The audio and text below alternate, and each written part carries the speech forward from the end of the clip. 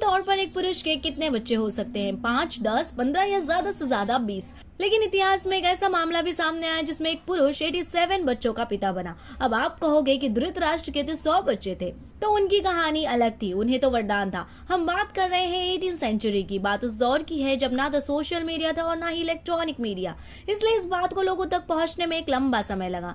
ये मामला रशिया का है और 18वीं शताब्दी का है। शख्स का नाम है फ्योडोर वासिलेव। फ्योडोर पेशे से किसान थे। उनकी 2 शादियां हुई थी। दोनों पत्नियों से उनके कुल 87 बच्चे हुए। दोनों पत्नियों से हुए बच्चों को मिलाकर ये गिनीज वर्ल्ड रिकॉर्ड बना।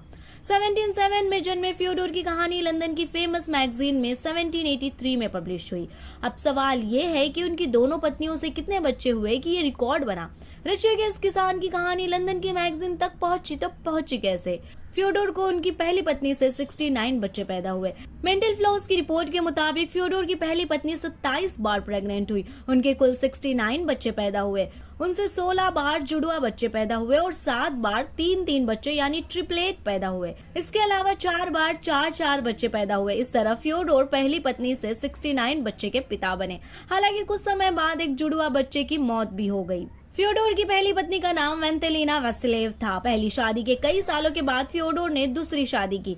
दूसरी शादी के बाद फ्योडोर कुल 18 बच्चों के पिता बने। इनकी दूसरी पत्नी ने 6 बार जुड़वा बच्चों को जन्म दिया और 2 बार 3-3 बच्चों को जन्म दिया। इस तरह इनके 18 बच्चे हुए।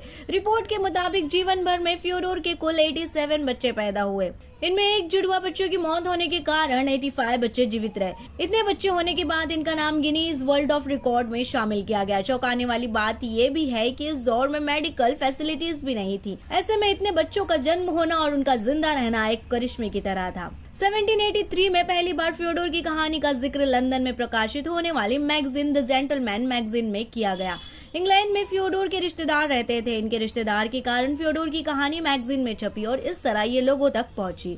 उस दौर में कम्युनिकेशन के लिमिटेड सोर्स होने की वजह से फ्योडोर की कहानी को लोगों तक पहुंचाने में एक लंबा समय लगा। मैगजीन में पब्लिश कहानी में बताया गया कि रूस के एक किसान ने कैसे 87 बच्चों का पिता होने का वर्ल्ड रिकॉर्ड बनाया। फ्योडोर वासिलेव का जन्म 1707 में हुआ और 1782 में उनकी मौत हो गई। फ्योडोर की स्टोरी सुनने के बाद क्या आप भी शॉक्ड हो गए? कमेंट सेक्शन में जरूर बताएं। बाकी सुनते रहिए सुपरफास्ट शॉर्ट न्यूज, एक अलग नजरिया खबरों का।